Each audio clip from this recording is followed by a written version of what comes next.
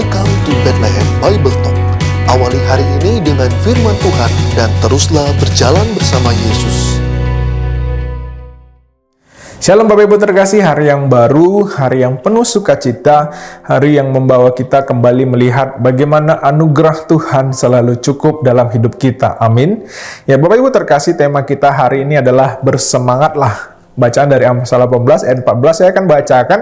Orang yang bersemangat dapat menanggung penderitaannya, tetapi siapa akan memulihkan semangat yang patah? Seorang bijak pernah mengatakan ketika tidak lagi punya semangat, maka pada hakikatnya hidup pun berhenti sampai di situ. Tuhan menginginkan anaknya untuk terus bersemangat, karena itu berhubungan dengan iman kita. Di Filipi dikatakan bersukacitalah senantiasa, bahkan Tuhan akan memberikan upah bagi mereka yang memelihara semangat dalam hidup mereka.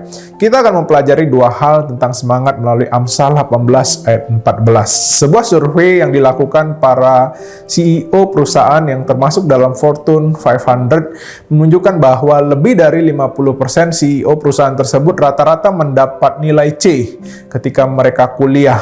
Berikutnya hampir 70% dari seluruh presiden AS hanya mencapai peringkat menengah ke bawah di kelasnya. Dan lebih dari 50% pengusaha besar di Amerika tidak menyelesaikan kuliahnya.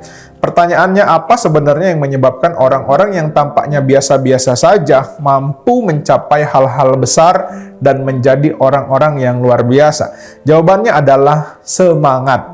Nelson Mandela pernah berkata, zaman ini tidak akan berakhir karena kejahatan, tetapi berakhir disebabkan oleh kurangnya semangat. Apa itu semangat? Semangat adalah gairah dari dalam atau antusiasme yang besar pada sesuatu yang berasal dari diri kita sendiri. Semangat memiliki pengertian bagaimana kita berkeinginan kuat untuk memacu diri. Dari ayat yang kita baca, pertama dikatakan semangat adalah salah satu tanda rohani yang sehat. Dalam salah satu terjemahan bahasa Inggris dikatakan bagaimana ini menyatakan bahwa roh yang sehat mengalahkan banyak kesulitan. Orang yang percaya pada Tuhan akan menjalani hidupnya dengan bersemangat. Dia tidak akan mudah mengeluh, sebaliknya dia akan mudah untuk mengucap syukur. Kedua, umur semakin bertambah, harusnya kita semakin bersemangat. Banyak tokoh Alkitab yang terus bersemangat dan menjadi berkat di usia tua. Salah satunya adalah Kaleb, yang masih memiliki kekuatan dan semangat walaupun telah berusia 85 tahun.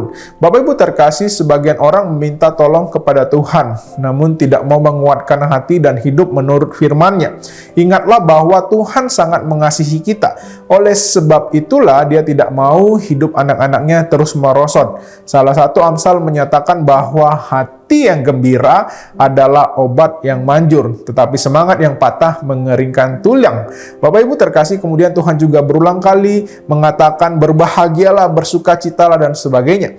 Ketika kita berkomitmen untuk mau menyerahkan kelesuan hidup kita dan hidup menurut firman Tuhan, maka Tuhan akan memberikan kelegaan bagi kita. Seberapapun panjang kesulitan hidup yang bisa kita alami, Tuhan akan membuat kita bangkit, gitu ya. Jadi Bapak Ibu terkasih, semangat hidup akan membuat kita lebih berarti.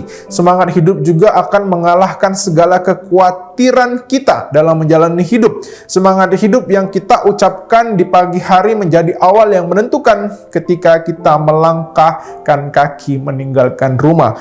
Jadi mulailah hari dengan bersemangat, dan bersemangat adalah wujud dari bagaimana kita yakin penyertaan Tuhan yang sempurna, yang indah, dan luar biasa bagi setiap kita. Mari kita berdoa.